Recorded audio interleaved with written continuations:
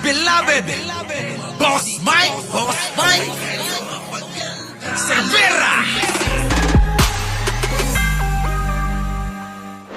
Diyos ko po. Oo, Pulong Duterte nanganganib na makulong. Bakit? Alamin, mga kababayan. Pasok! Justice ng karagdagang sinumpaang salaysay si dating Senador Antonio Trillanes IV bilang dagdag ebidensya sa smuggling at graft complaint na isinampa laban kay Davao City 1st District Representative Paulo Duterte at iba pa. Ayon kay Trillanes, ang mga isinumbiti niyang affidavit ay mula sa umano'y Bureau of Customs Fixer na si Mark Taguba at Customs Intelligence Officer Jaime Guban. Ito umano ay magpapatunay na si Paulo ang nagpapalakad ng drug shipments noong dating administrasyon. Kasama rin sa isinumbiti ni Trillanes ang mga ebidensya na ginamit noon ng mga piskalya para makonvict si Taguba na sangkot sa 6.4 billion pesos na halaga ng shipment ng droga mula sa China noong 2017. Kita nyo, sabi ni William Mikate, o yan ang maganda, Boss Mike. Di na kailangan. Ayun na nga! Kaya nga mga kababayan, oo, minsan maganda rin yung mga advice ko, di ba? Di ba? O ano, mga kababayan, pwede na ba?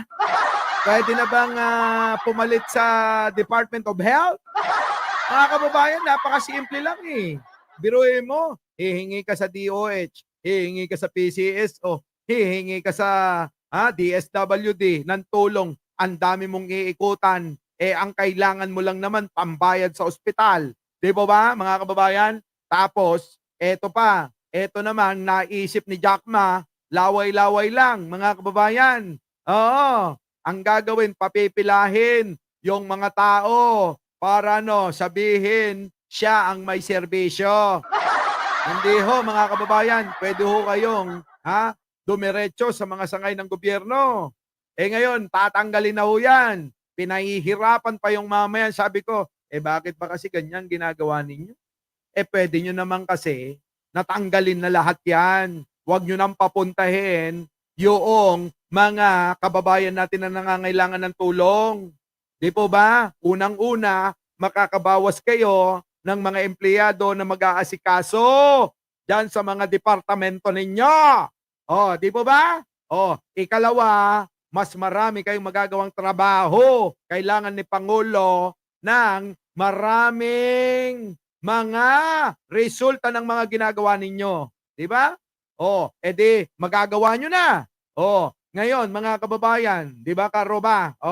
Ngayon, mga kababayan, eto pa.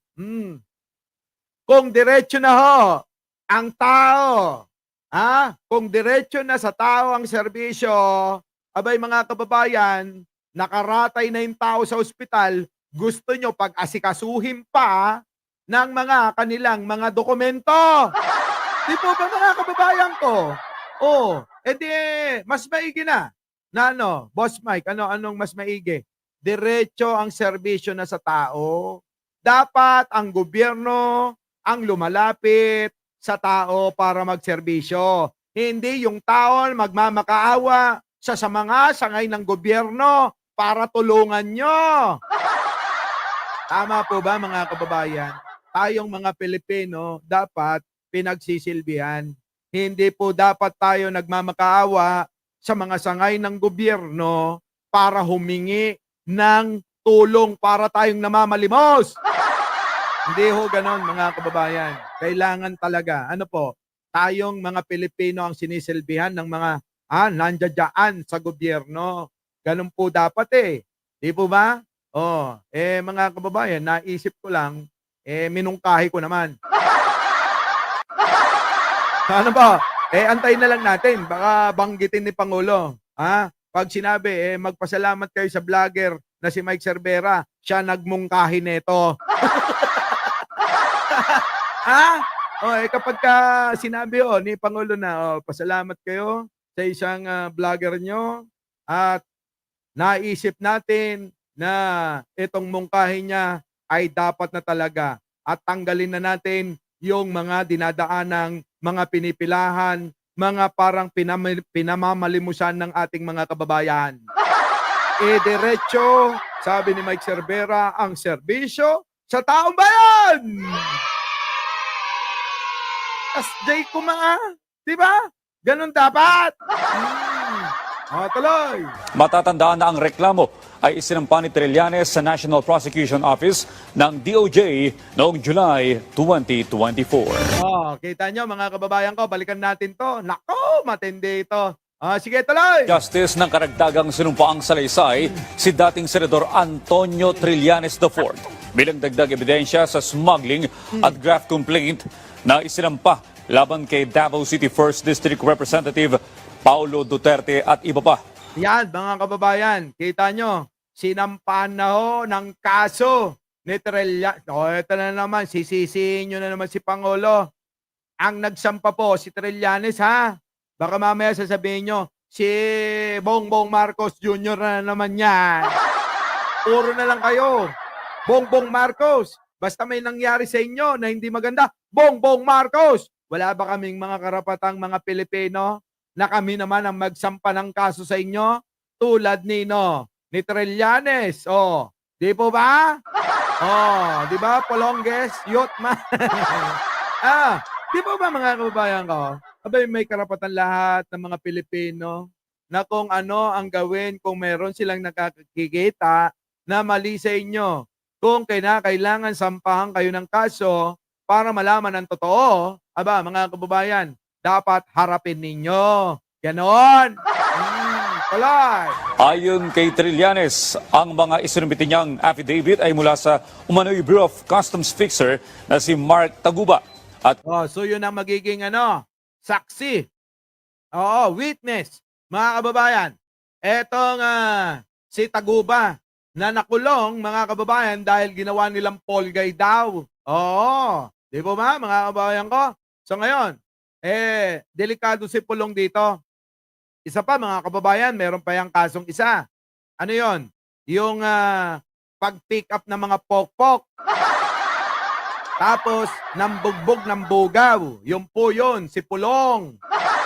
So ngayon, mga kababayan, dagdag kaso na naman. So paano na? Mukhang sinisipagan netong si Senator Trillanes etong talagang pag-usig sa mga kampo ng Duterte. Ano po? So ngayon, mga kababayan ko, sa tingin po ninyo, uusad kaya ang kaso? Dapat umusad. Nandiyan dyan naman si General Torre. Baka pwede, General Torre, sabihin mo, kapag ka nagkawaran, halika na. Pumunta ka na sa korte bago pa kita, bago pa kita siluhin. Di po ba? Eto pa mga kababayan ko. Tuloy! Customs Intelligence Officer Jaime Guban.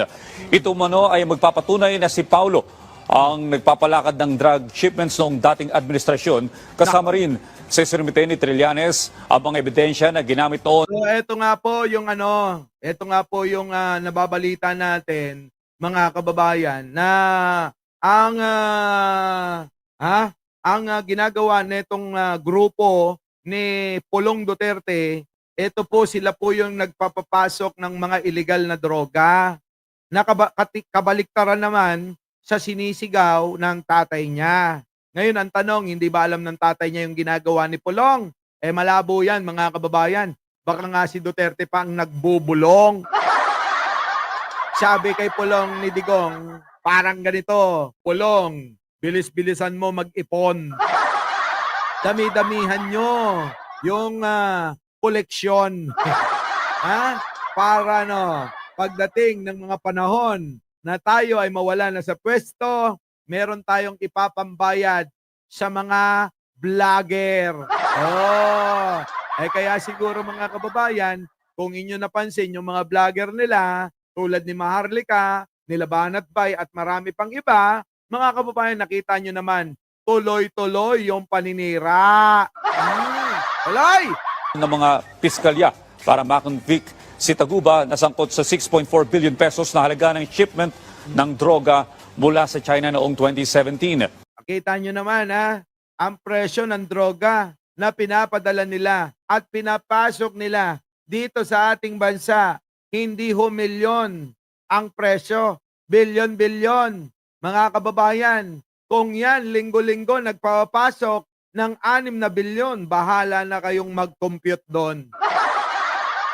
Ang dami nun. Baka umabot pa ng trilyon-trilyon. Ang tanong, para saan ba maraming pera mga kababayan kung ang buhay mo puro stress? Oo, tulad ng mga nangyayari dito sa kampo ni Duterte. Kita nyo mga kababayan ko? Marami nga silang pera, pero wala namang katahimikan ang kanilang kaisipan. Puro laging nag-aalala. Sa tingin nyo, si Jack Ma at saka si Kalbo, hindi nag-aalala? Mga kababayan, stress na stress na. Oo, balita yan mga kababayan ng aking kakilala.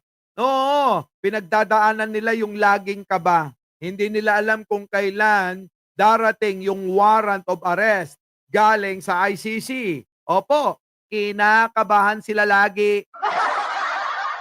Yan ang masakit mga kababayan ko. Kaya mga kababayan, lahat ng ginagawa nating masama, lalong-lalo na sa kapwa Pilipino, tandaan nyo, may karma. Kita nyo si Digong, ano nangyari? Naging walang kwenta. Tingnan nyo si Roque. Anong nangyari? Hindi na alam kung saan siya titira. Sa dami ng bahay na naimpundar ni bakla, kita nyo, nagtitiis sa sasakyan, natutulog siya. Aba, mga kababayan ko, kita nyo mula Dahig, mula Netherlands, lumuwas, nagsasakyan lang mga kababayan sila, papunta ng Germany. Ang layo niyan. Ang layo! Tuloy. Eto na mga kababayan ko. So yan po mga kababayan. Ulitin ko lang sa mga DDS nating mahal na mahal. Mga DDS, wag nyo na hong paratangan ng Pangulong Bongbong. Si Senator Trillanes ang nagtutulak ng kaso ni Pulong. Baka mamaya sasabihin nyo na naman, pinakulong ni Bongbong si Pulong. Hindi ho. Si Trillanes ho ang nagtutulak para po makasuhan at makulong si Pulong. Gusto ni Senator Trillanes na mananagot at makulong at panagutan nila yung nagawa nilang kasalanan. Di ba? So yan mga kababayan, di ba? Sabi ni Jenny Piccolo, hindi sila masaya tulad natin. Tayo mga kababayan, meron lang tuyo at nilagang okra at mainit na kanin sa hapagkainan, masaya na tayo. Sila mga kababayan, kahit hamon, lechon, kaldereta, at kung ano-ano pang masasarap na pagkain ang nakalatag sa kanilang mesa, hindi naman sila masaya. Diba, slap chick? Masaya ba yung ganon? Hindi ho.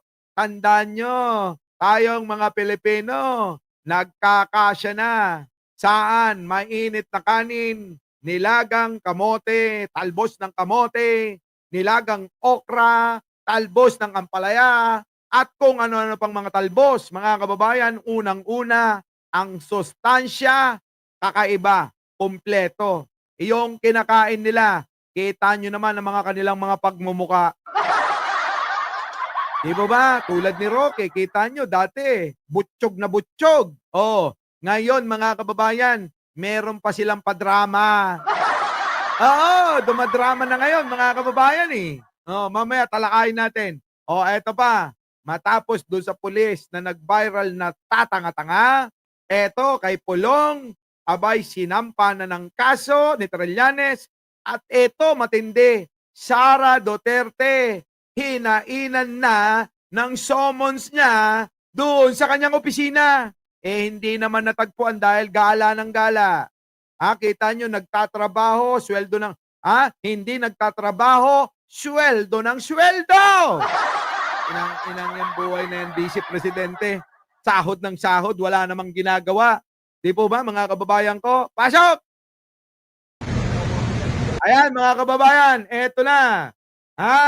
Ang Sergeant at Arms ng Senado ay nilusob na ho aring opisina ng Vice Presidente para isilbi ang summons niya at dumalo sa kanyang impeachment trial. Yan.